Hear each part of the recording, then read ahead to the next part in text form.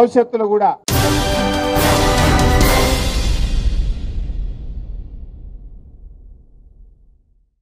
ఎట్టి పరిస్థితుల్లో పార్టీగా మనం ఏమైందంటే వాస్తవానికి ఎంతసేపు డెవలప్మెంట్ మీదనే పనిచేసినాం.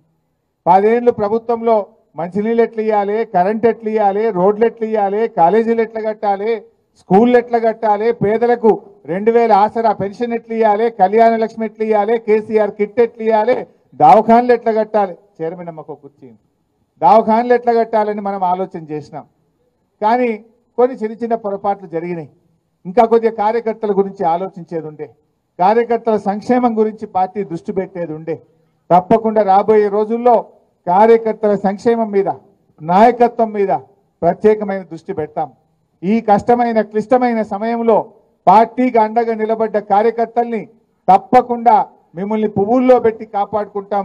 రేపు ఏ అవకాశాలు వచ్చినా మీకే అందిస్తాం. మీ ద్వారానే రేపు పార్టీ ప్రభుత్వం కూడా రాబోయే రోజుల్లో నడుస్తుంది. ఇవాళ ఇది కొద్ది సమయం మాత్రమే. మనము కొద్ది రోజులైతే కాంగ్రెస్ వాళ్ళు ఊర్లలో తిరగని పరిస్థితి వస్తుంది. తులం బంగారం ఇవ్వకపోతే అక్కజెల్లలు ఇడిచిపెట్టారా? మహిళలకు 2500 ఇవ్వకపోతే అక్కజెల్లలు ఇడిచిపెట్టారా? ఎన్ని చెప్పారు మీరు? ఏడైనాయి? ఇలా 6 గ్యారంటీల్లో ఒక్కటన్నా అయిందా? 6 గ్యారంటీల్లో ఎన్ని చెప్పిండ్రు?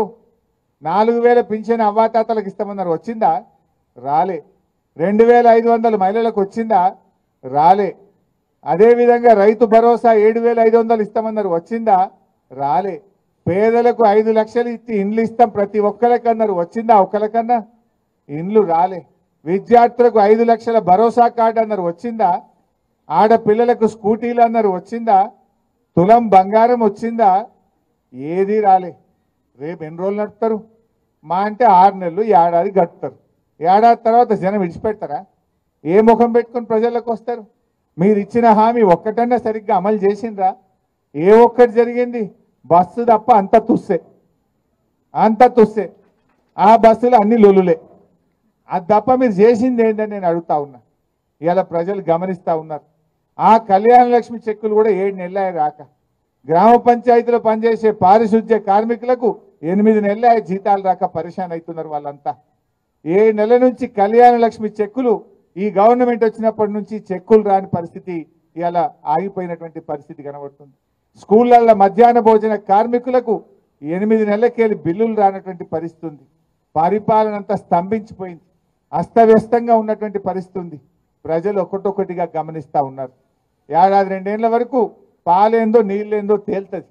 సో అప్పుడు డెఫినెట్గా ప్రజలు మళ్ళీ చూసేది అవి స్థానిక సంస్థల ఎన్నికలైనా, భవిష్యత్తులో అసెంబ్లీ ఎన్నికలైనా తప్పక మళ్ళీ టీఆర్ఎస్ పార్టీకి ప్రజలు బ్రహ్మరథం కడతారు. ఈ 6-7 నెలలు ఏడాది మనం కొంచెం గట్టిగా పనిచేసుకుంటే తప్పకుండా రాబోయే రోజుల్లో భవిష్యత్తు మనకే ఉంటుంది. అందువల్ల ఈ పటాన్ చెరువు నాయకులకు, కార్యకర్తలకు నేను మీకు ఇచ్చే ధైర్యం ఒక్కటే, ఎమ్మెల్యే గారు పోయినంత మాత్రాన పార్టీ పోదు. భవిష్యత్తు మీదే. మళ్ళీ పటాన్ చెరువు మీద ఎగిరే జెండా గులాబీ జెండనే.